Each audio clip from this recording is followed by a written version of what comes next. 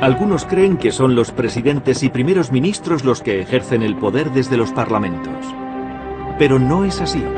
En el mundo actual, el poder se encuentra en manos de un grupo de élite. Se trata de hombres que trabajan en oficinas anónimas.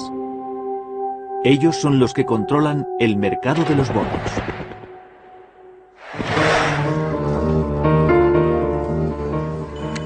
Bill Gross es el jefe de PIMCO, la mayor agencia de bonos del mundo, con una cartera de 700.000 millones de dólares en valores de renta fija. Gross es considerado el rey del mercado de los bonos. Le conoceremos como el señor Bond, bono en inglés. Los bonos son la conexión entre la política y el mundo de las altas finanzas. Los gobiernos siempre gastan más de lo que recaudan con los impuestos. A veces mucho más. Y para subsanar el desequilibrio venden bonos y pagan intereses. Pero si el comprador quiere desprenderse de los bonos, el gobierno no le devuelve el dinero. Se venden en el mercado de valores de renta fija como la bolsa de Tokio. Tras el ascenso de los bancos, el mercado de bonos fue la siguiente gran revolución de las finanzas. De este modo, los gobiernos conseguían dinero prestado. El dinero de los bonos pagó las guerras que asolaron el norte de Italia hace 600 años. Decidió el resultado de la batalla de Waterloo y creó la mayor dinastía financiera del mundo. Aseguró la derrota del sur en la Guerra de Secesión norteamericana y en tiempos modernos, el mercado de bonos propició que naciones ricas como Argentina se derrumbaran. En la actualidad, gobiernos y empresas utilizan los bonos para conseguir préstamos a una escala inimaginable. En conjunto, hay bonos por valor de 85 billones de dólares. Nuestras fortunas, nos guste o no, están ligadas al mercado de valores de renta fija. Si este mercado se debilita, nuestras pensiones se hunden y peligra nuestro bienestar económico. Tras la crisis financiera que comenzó en el verano de 2007, los bonos del gobierno norteamericano han sido un seguro para algunos inversores. Si Bill Gross perdiera la fe en esos bonos, el mundo entero se tambalearía. Este señor Bond es mucho más poderoso que el James Bond, creado por Ian Fleming. Y por esa razón, las dos clases de bonos tienen licencia para matar.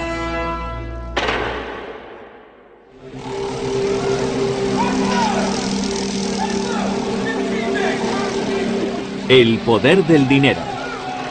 La dependencia de los bonos.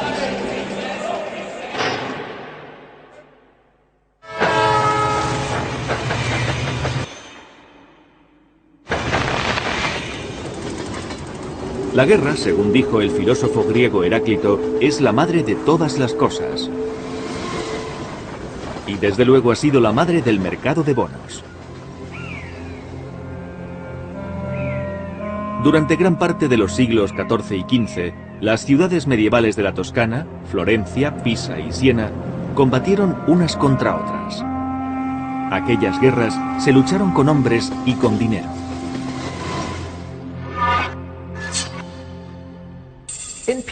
En el cuadro La batalla por el dinero de Pieter van der Heyden, vemos que huchas, cajas fuertes y barriles de monedas luchan unos contra otros con lanzas y espadas.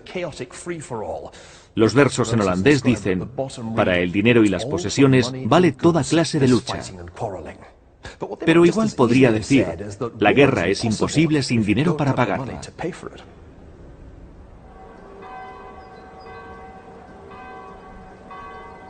Y el modo de conseguirlo, la capacidad de financiar la guerra mediante la venta de bonos, fue también un invento del Renacimiento italiano.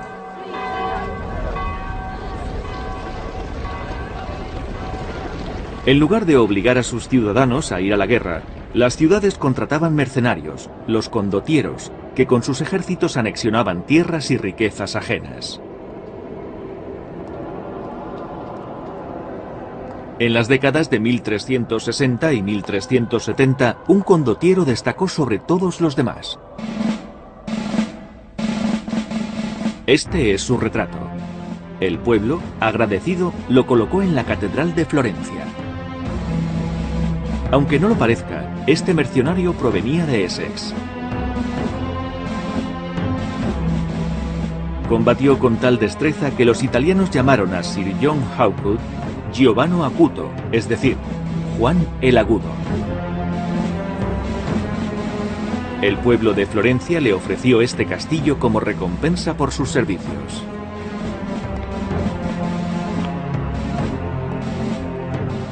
Pero Hawkwood era un mercenario dispuesto a combatir por quien le pagara, ya fuera Milán, Padua, Pisa o incluso el Papa.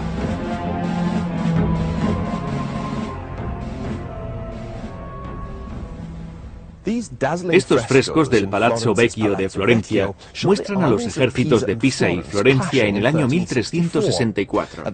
En aquel momento, Hawkwood apoyaba a Pisa, pero 15 años más tarde cambió de bando. ¿Por qué? Porque el dinero estaba en Florencia. El coste de aquellas guerras hizo que las ciudades-estado italianas cayeran en crisis. Los gastos, incluso en años de paz, eran el doble de lo que recaudaban con los impuestos. Para pagar los salarios de Sir John Hawkwood, Florencia tuvo que asumir el déficit.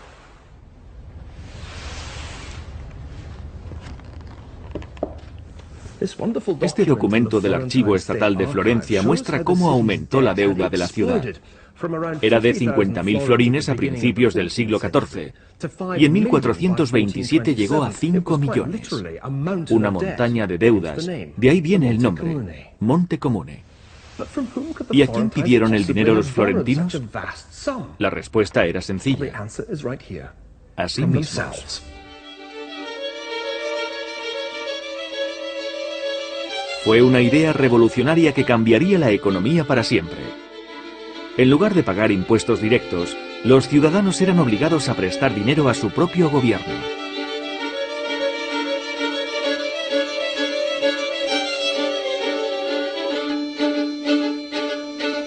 Como compensación por esos préstamos forzados, recibirían un interés.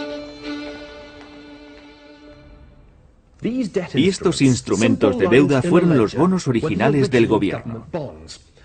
Lo sorprendente era que si necesitaban recuperar el dinero, podían vender los bonos a otros ciudadanos. Eran valores líquidos. Según vemos en este registro, Florencia convirtió a sus ciudadanos en sus mayores inversores.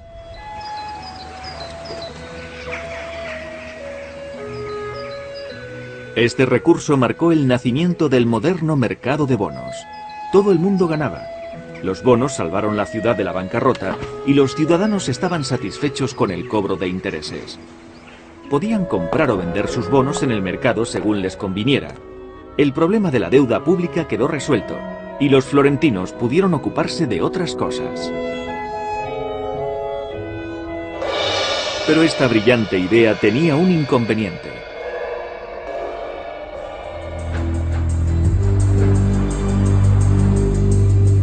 Solo se podían mantener un número limitado de guerras improductivas. Cuanto mayor era la deuda de las ciudades italianas, más bonos tenían que emitir. Y cuantos más bonos se emitían, menos atractivos eran para los inversores.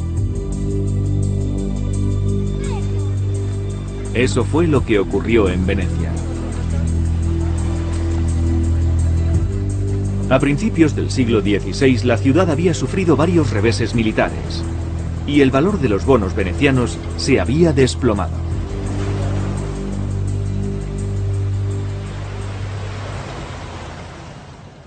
En su peor momento, entre 1509 y 1529, los bonos del Monte Nuovo veneciano se cambiaban al 10% de su valor nominal. Si se compraban bonos en tiempos de guerra, se corría el riesgo de que la ciudad no devolviera el dinero ni pagara los intereses. Por otra parte, el interés se pagaba según el nominal del bono. Así que si se compraba al 10% de ese valor, se podía ganar un 50%. Así funciona el mercado de los bonos. Se gana en función del riesgo que se asume. El mercado de los bonos establece los intereses de toda la economía. Si el Estado paga un 50%, los demás deben hacer lo mismo.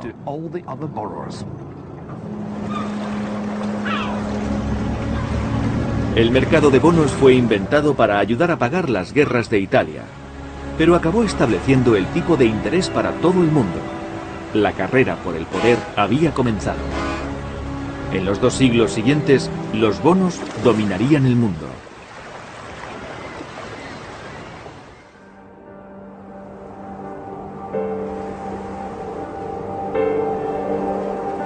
Esta mansión fue edificada por una dinastía financiera que ayudó a ganar la batalla de Waterloo. Uno de los hombres de esta dinastía fue conocido como el Bonaparte de las finanzas, el emperador del mercado de bonos del siglo XIX. Es el dueño de la riqueza.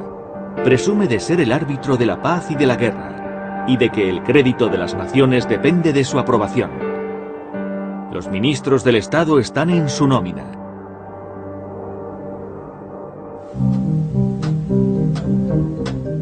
Estas palabras, pronunciadas en 1828 por el miembro radical del Parlamento, Thomas Dunscombe, se referían a Nathan Rothschild. Fue un gran comerciante de bonos y fundó la rama londinense del que sería el mayor banco del mundo.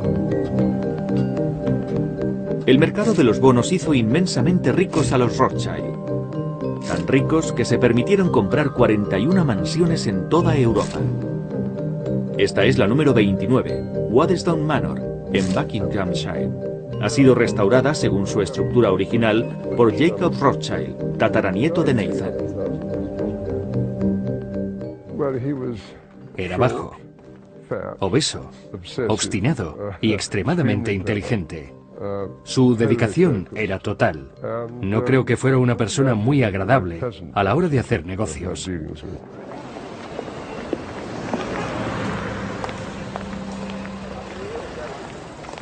Entre 1810 y 1836, los 5 hijos de Mayer Amschel Rothschild salieron del gueto de Frankfurt, donde crecieron y consiguieron un poder inigualable en las finanzas internacionales. Pero fue su tercer hijo, Nathan, el que consiguió triunfar en Londres. Evelyn de Rothschild es el tataranieto de Nathan. Recientemente se retiró como presidente del banco que Nathan fundó. Se trasladó a Londres. Era muy ambicioso y no soportaba a los ineptos. Es un rasgo de nuestra personalidad. Esta es una de las pocas cartas que se conservan de Nathan Rothschild a sus hermanos. Según su costumbre, la escribió en judeo-alemán, alemán con caracteres hebreos, y revela la personalidad de Nathan y su intención de imponer su voluntad. Escuchen. Querido Amschel, te comunico mi opinión porque creo que es mi deber hacerlo. Leo tus cartas con frecuencia cientos de veces. Como puedes imaginar, después de la cena no me dedico a leer libros, ni juego a las cartas, ni voy al teatro. Mi único placer es mi negocio.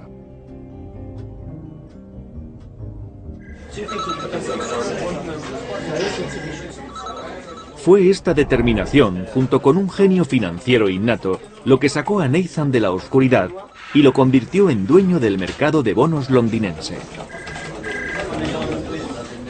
De nuevo había surgido una oportunidad financiera gracias a la guerra.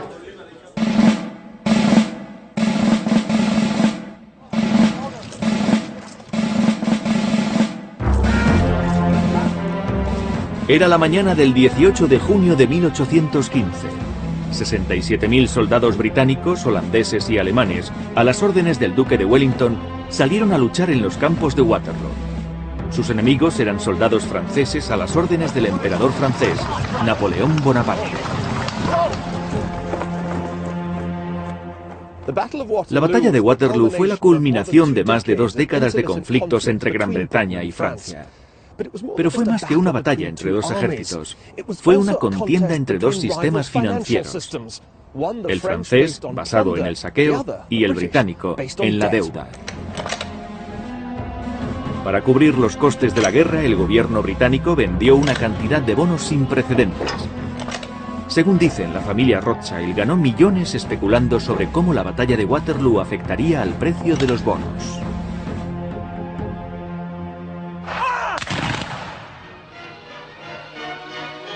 Años más tarde, esta leyenda sobre la especulación judía sería utilizada por los nazis.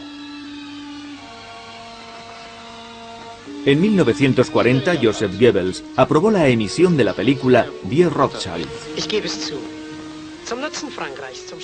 El personaje de Nathan aparece sobornando a un general francés para asegurar la victoria del duque de Wellington. Pero después daría a Londres información falsa sobre el resultado de la batalla. Esto desató el pánico y consiguió que se vendieran los bonos británicos que Nathan compró a precio de ganga.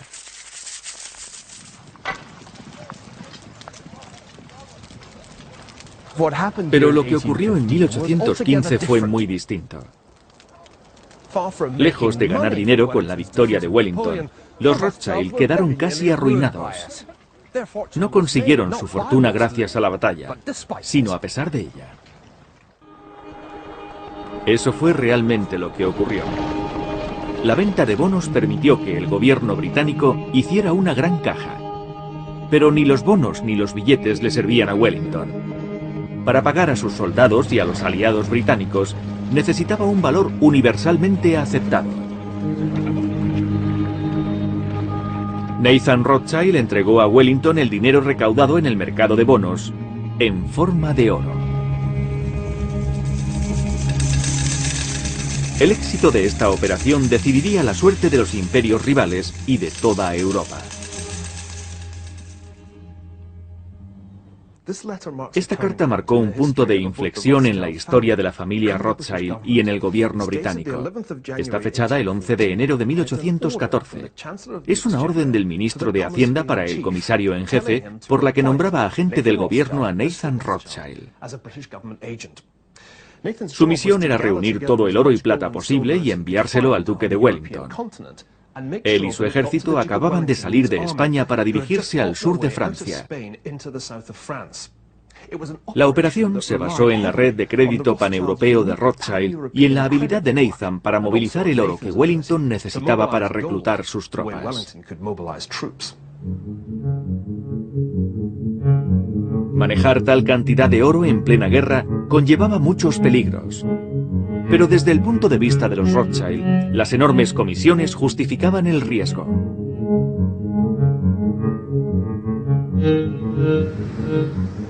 Los Rothschilds se hicieron indispensables para la guerra. Según las palabras del comisario en jefe británico, Rothschild ha realizado de un modo admirable los diversos servicios que le hemos encomendado. Y aunque sea judío, confiamos mucho en él. Los Rothschild fueron muy efectivos como financieros de guerra, ya que disponían de una red bancaria familiar lista para entrar en acción. Nathan en Londres, Amschel en Frankfurt, James en París, Karl en Ámsterdam y Salomón donde Nathan le asignara.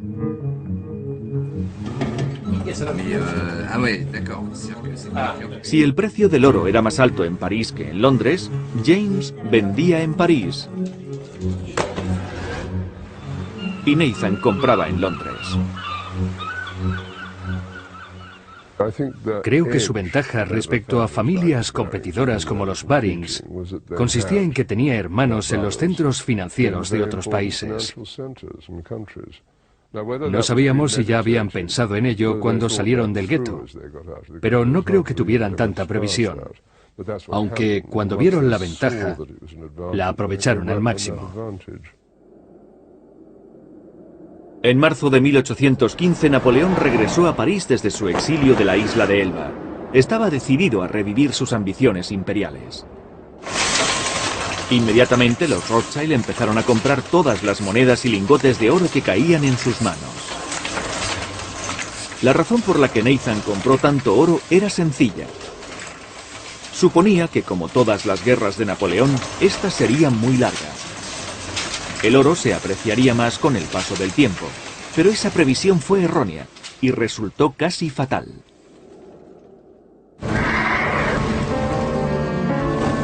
Hay una famosa frase de Wellington acerca de la batalla: ganamos por un margen muy pequeño.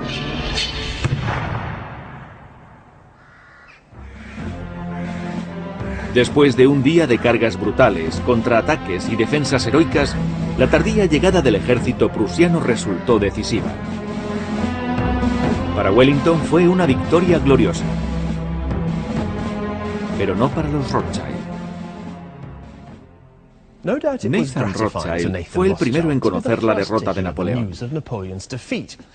Gracias a la rapidez de sus correos, supo la noticia 48 horas antes de que el comandante Henry Percy entregara la comunicación al gabinete británico.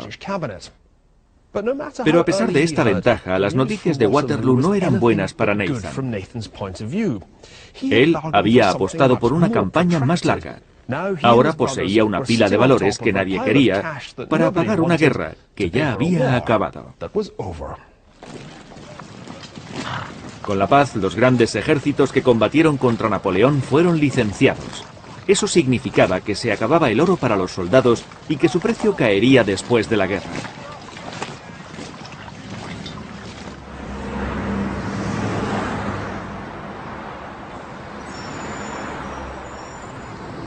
Nathan tuvo que enfrentarse a duras y crecientes pérdidas. Solo había una salida. Utilizaría el oro de los Rothschild para hacer una apuesta fuerte y muy arriesgada en el mercado de bonos.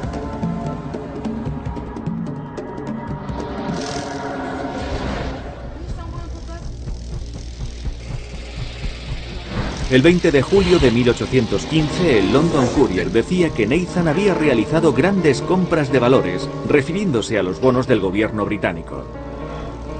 Nathan había apostado por una victoria británica en Waterloo, que haría que los bonos alcanzaran mucho valor. Nathan empezó a comprar, y a pesar de que el precio seguía subiendo, continuó comprando. En contra de la opinión de sus hermanos, Nathan se mantuvo firme durante otro año. Finalmente, en julio de 1817, tras una subida de los bonos del 40%, empezó a vender.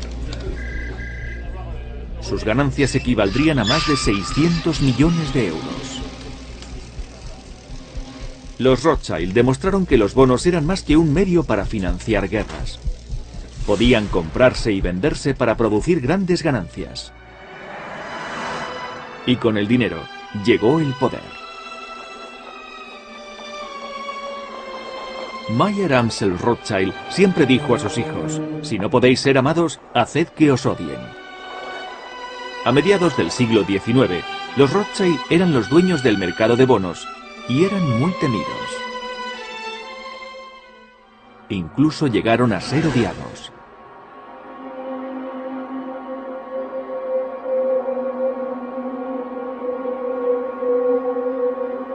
El hecho de que fuesen judíos revitalizó los antiguos prejuicios antisemíticos. Hace unos meses, un compañero de la oficina que colecciona pósters encontró este. Me parece un ejemplo extraordinario del antisemitismo personificado en los Rothschild. Refleja el modo en que los veían en otros tiempos. Los Rothschild eran la forma más indeseable del capitalismo judío. La aparente capacidad de los Rothschild de permitir o prohibir guerras era lo que más indignaba a la gente.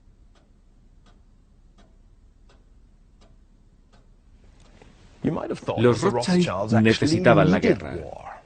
Hicieron sus mejores negocios con ella. Y de no ser por las guerras, los estados no habrían tenido que emitir los bonos que los Rothschild compraban y vendían. Pero el problema de las guerras y de las revoluciones es que un estado deudor puede no cumplir su obligación, y eso afecta a los bonos emitidos.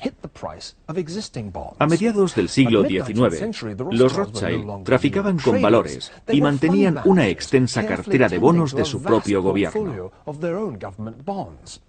Tenían, pues, más que perder con los conflictos.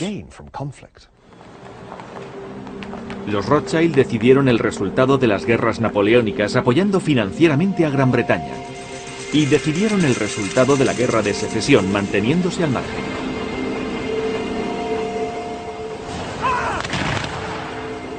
De nuevo, los dueños del mercado de bonos arbitraron el destino de la guerra.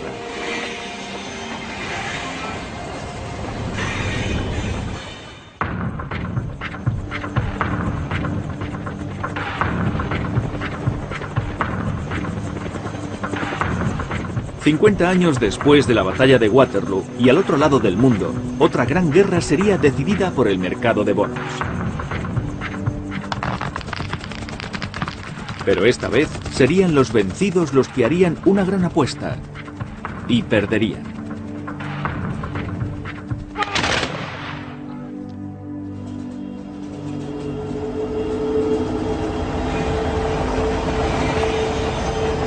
Según la idea tradicional, el punto de inflexión de la Guerra de Secesión americana se produjo en junio de 1863, 2 años después del inicio del conflicto. Fue cuando las fuerzas de la Unión tomaron Jackson, la capital de Mississippi, y forzaron al ejército confederado a retirarse al oeste, hacia Vicksburg. Rodeados y con los cañones de la Unión bombardeando sus posiciones, los sureños resistieron durante un mes, pero finalmente tuvieron que deponer las armas. Después de Vicksburg, Mississippi se encontró firmemente en manos del norte. El sur quedó dividido en dos.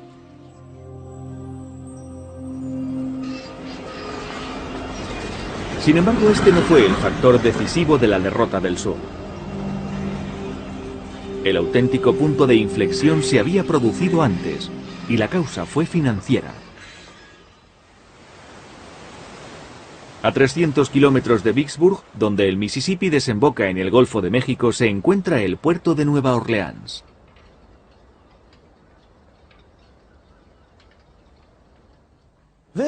Fort Pike fue construido después de 1812 para proteger Nueva Orleans contra un ataque británico. Pero 50 años más tarde no pudo proteger al sur contra el norte. El capitán David Farragut capturó Nueva Orleans el 28 de abril de 1862. Fue un momento crucial de la guerra. Nueva Orleans era el puerto de salida del principal producto de exportación del sur: el algodón. El sur necesitaba controlar el comercio del algodón. Era el componente esencial de un ambicioso proyecto para utilizar el mercado de bonos con fines bélicos. Ocurrió como en las ciudades-estado italianas. El Tesoro de la Confederación recaudó fondos al principio de la guerra vendiendo bonos a sus propios ciudadanos. Sin embargo, el capital disponible en el sur era limitado. Para sobrevivir, la Confederación se dirigió a Europa. Esperaban que la mayor dinastía financiera del mundo les ayudara a derrotar al norte, igual que había ayudado a Wellington a derrotar a Napoleón. Inicialmente, la Confederación tenía motivos para ser optimista. En Nueva York, el agente de los Rothschild simpatizaba con ellos y se opuso al líder del norte, Abraham Lincoln, en las elecciones presidenciales de 1860.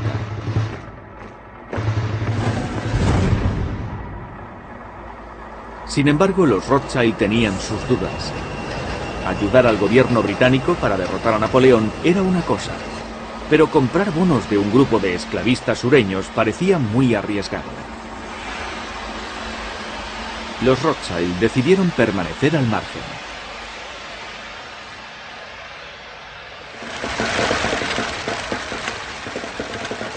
A pesar de esta contrariedad, el gobierno del sur escondía un as en la manga.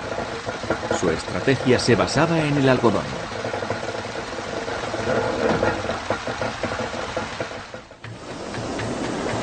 La idea de los estados del sur era utilizar el algodón como garantía para sus bonos. Eso animaría a los inversores, pues si no les pagaban los intereses, podrían quedarse con el algodón. Así, los agentes sureños empezaron a vender bonos en los centros financieros europeos. La Confederación trató de vender bonos convencionales en centros financieros europeos, como Ámsterdam, pero los inversores desconfiaron. Sin embargo, cuando la firma francesa Émile Berlanger ofreció bonos respaldados con algodón, lo vieron de otro modo. Estos bonos podían cambiarse por algodón al precio de antes de la guerra. 6 peniques por libra. Aquellos bonos de algodón formaban la base de la estrategia sureña. Si además podían restringir el suministro de algodón, su valor y el de los bonos aumentaría mucho. Y los confederados utilizaron este producto para chantajear al país más poderoso del mundo, Gran Bretaña.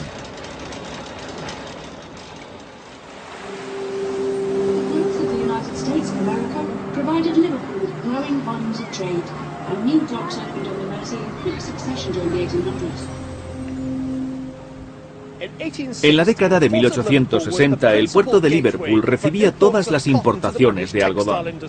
La industria textil era el soporte de la economía británica. Y más del 80% del algodón provenía de los Estados Unidos del Sur. Los sureños creyeron que podrían poner a Gran Bretaña de su parte. Y para aumentar la presión, embargaron todos los envíos de algodón a Liverpool.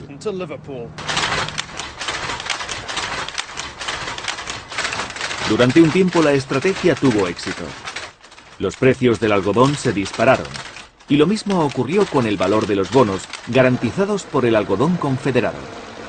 El embargo del algodón devastó la economía británica. Las fábricas tuvieron que despedir a sus empleados, y al final la producción se interrumpió en 1862.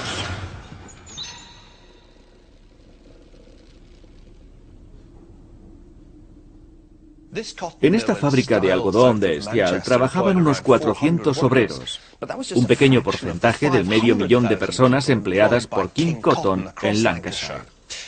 Pero sin el algodón, los obreros no podían hacer nada. En 1862, la mitad de la mano de obra fue despedida. La cuarta parte de la población de Lancashire estaba en una situación desesperada. Se la llamó la hambruna del algodón. Gran Bretaña pasaba por un mal momento mientras el algodón sureño se cotizaba al alza. Pero la capacidad del sur para manipular el mercado de los bonos dependía de un factor fundamental. Si el sur no pagaba los intereses, los inversores debían estar seguros de que podrían llevarse el algodón.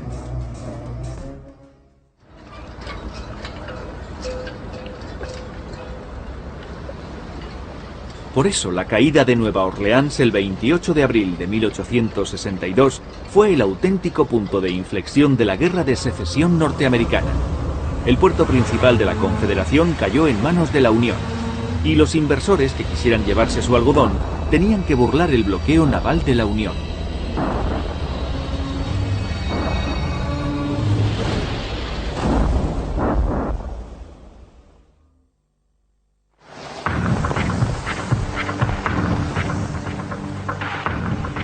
Los sureños se habían excedido. Dejaron de exportar algodón y después no pudieron retomar el negocio.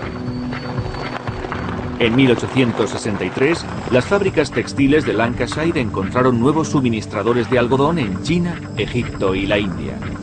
Los inversores perdieron interés en los bonos del sur respaldados por el algodón. Fue catastrófico para la economía confederada. Con su mercado de bonos arruinado y solo 2 préstamos extranjeros, la Confederación tuvo que imprimir dólares de papel para costear la guerra. Estos son del Museo Estatal de Luisiana. En total se emitieron 1.700 millones de dólares. El norte también imprimió papel moneda, pero al final de la guerra, los greenbacks valían unos 50 centavos de los de antes del conflicto. Los greybacks del sur solo valían 1 centavo. Y cuando el dinero empezó a comprar cada vez menos cosas, la inflación se disparó en el sur. En enero de 1865 el precio de algunos bienes se había multiplicado por 90. El sur había hecho todo lo posible por manipular el mercado de bonos y había perdido. No sería la única vez en la historia que un intento similar condujera a una ruinosa inflación.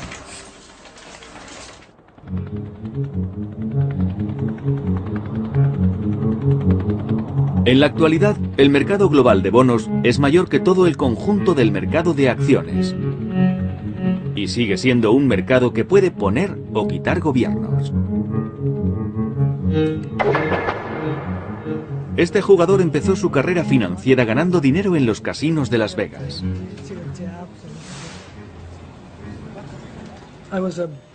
Era jugador profesional de blackjack, uno de los mejores.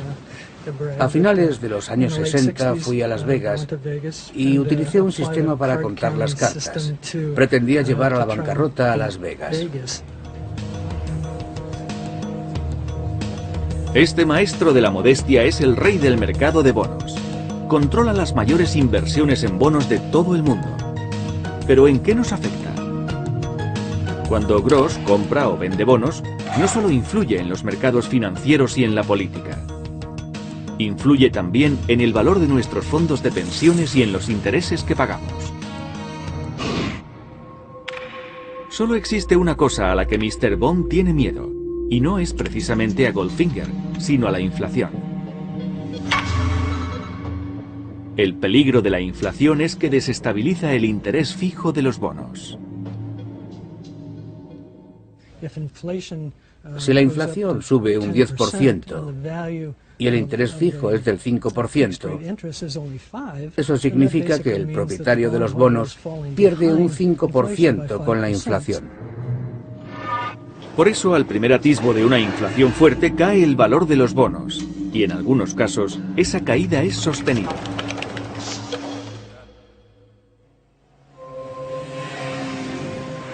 Para comprobar lo mal que pueden ir las cosas cuando llega la inflación, solo hay que repasar la historia de Argentina.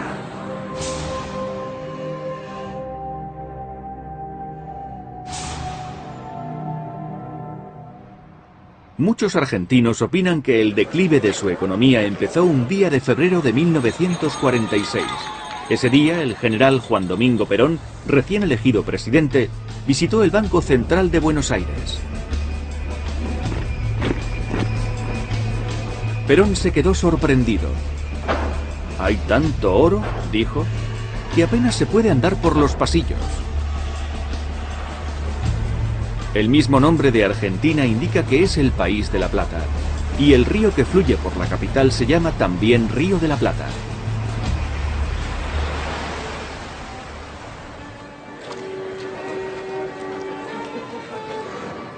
Antes solo había dos almacenes Harrods en el mundo. Uno estaba en Londres, en Kingsbridge, y el otro aquí, en la calle Florida, en el centro de Buenos Aires. Este se inauguró en 1912, y recuerda que Argentina fue un país muy rico. Su renta per cápita era solo un 18% inferior a la de Estados Unidos. Los inversores que compraban bonos argentinos confiaban en que el país sería tan poderoso como Estados Unidos. Desde entonces, la historia de Argentina es un ejemplo de cómo los recursos y el talento pueden ser inútiles sin un buen manejo de las finanzas.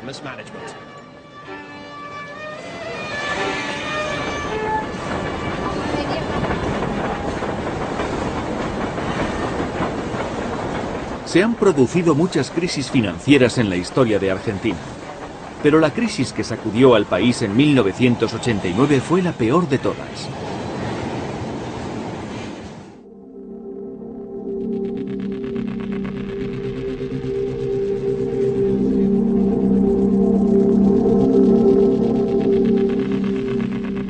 A primeros de febrero, el país estaba pasando por uno de los veranos más cálidos que se recuerdan. En Buenos Aires el suministro eléctrico no daba abasto. Había apagones de hasta 5 horas. Pero como se vio más tarde, ese era el problema más pequeño de Argentina. Se sucedieron 3 etapas que acabarían conduciendo al infierno económico.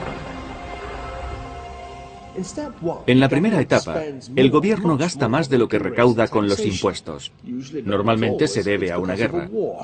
En Argentina fueron 2 guerras, una guerra civil en los años 70 y la otra en 1982 contra Gran Bretaña por las Islas Malvinas. En 1989 el sistema financiero argentino iba a estallar. En febrero la inflación alcanzó un 10% mensual. El gobierno ordenó el cierre de los bancos, mientras trataba de bajar los intereses para impedir que se hundiera la moneda nacional. No tuvieron suerte. En solo un mes, el austral cayó un 140% respecto al dólar. Al mismo tiempo, el Banco Mundial dejó de conceder préstamos a Argentina. Su gobierno no había podido eliminar la causa de la inflación, el déficit del sector público. Sin futuros préstamos del Banco Mundial a la vista, el gobierno trató de financiar su déficit vendiendo bonos a sus ciudadanos. Pero los inversores sabían que su valor real sería barrido por la inflación en cuestión de días. Al gobierno se le acababan las alternativas.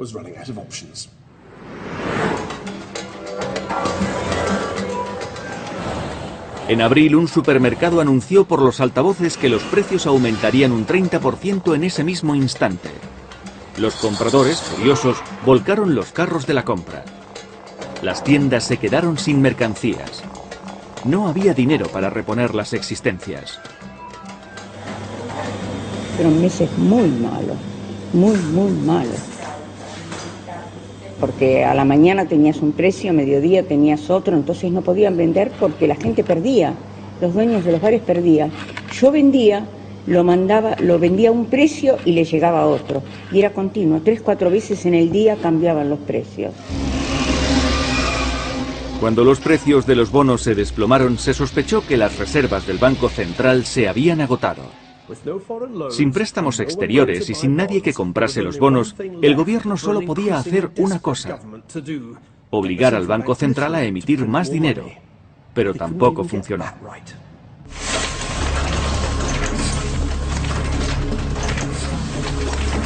El viernes 28 de abril, Argentina se quedó literalmente sin dinero. Es un problema físico, dijo el vicepresidente del Banco Central en una rueda de prensa. La Casa de la Moneda no tenía papel para imprimir los nuevos billetes. Y los impresores estaban en huelga.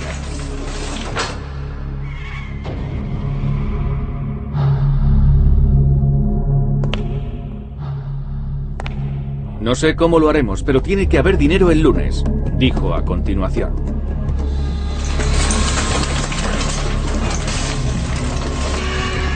Sin embargo, cuanto más rápido trabajaban las imprentas, menos valía el dinero. Los billetes llevaban cada vez más ceros. En mayo, el precio del café subió un 50% solo en una semana. Los ganaderos dejaron de llevar sus reses al mercado. El precio de una vaca era igual que el de 3 pares de zapatos.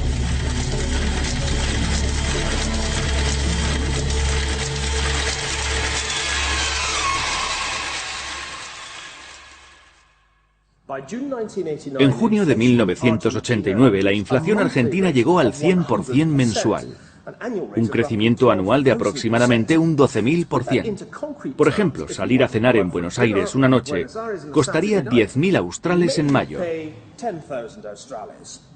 En junio, habría que pagar 20.000 por la misma cena. Y al mes siguiente, serían 60.000. Necesitaban muchísimos australes solo para comer.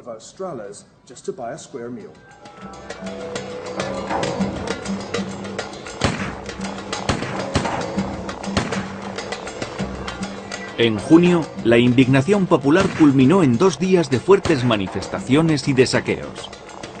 Murieron al menos 14 personas.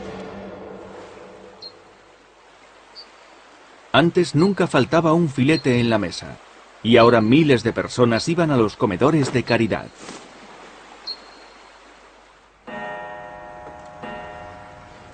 Resulta evidente quién sale perdiendo en casos de hiperinflación. La rápida subida de precios hunde a todos los que dependen de un sueldo fijo. Académicos y funcionarios, cuyo salario es también fijo, pensionistas y sobre todo los propietarios de bonos, que viven de los intereses de su inversión. Buenos Aires está repleta de tiendas de anticuarios. Las joyas, cuberterías y relojes fueron vendidos por familias de clase media que se quedaron sin dinero. En la década de 1920, el gran economista John Maynard Keynes predijo la eutanasia de los bonos. Anticipó que la inflación acabaría comiéndose los valores en papel de familias como los Rothschild. Cuando la inflación barrió el planeta en los años 70, se demostró que Keynes tenía razón. En nuestros días hemos visto una milagrosa resurrección de los bonos. El regreso de Mr. Bond incluso en la misma Argentina. Ha vuelto el mercado de bonos, aterrorizando a los funcionarios norteamericanos que tratan de conseguir un rescate financiero masivo vendiendo miles de millones de dólares en bonos recién impresos. La clave del regreso de Mr. Bond ha sido el aumento de los compradores de bonos.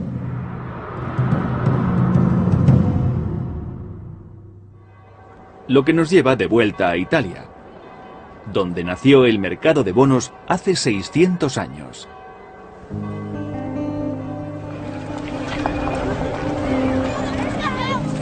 Italia es uno de los países europeos con mayor índice de envejecimiento de la población. En una sociedad así, existe una demanda creciente de valores de renta fija como los bonos. Pero también existe un gran miedo a que la inflación se coma el valor real de las pensiones y los ahorros. Los bancos centrales sospechan que ser blandos con la inflación influye mucho en el mercado de bonos. Las tesorerías emplearán miles de millones para rescatar bancos arruinados por la actual caída del crédito. Pero no será fácil salvar el precio del dinero vendiendo más bonos. En la moderna Europa, como en la Italia del Renacimiento, se ha alcanzado un equilibrio entre el poder político y el riesgo financiero. Como siempre, parece que el mercado de bonos es quien gobierna el mundo. Pero ¿qué ocurriría si en lugar de prestar a los gobiernos, preferimos emplear nuestro dinero en comprar acciones de empresas? ¿Sería arriesgado? ¿Se conseguirían beneficios? En el próximo episodio de El Poder del Dinero, descubriremos por qué repetimos nuestros errores, a pesar de 300 años de burbujas bursátiles y bancarrotas.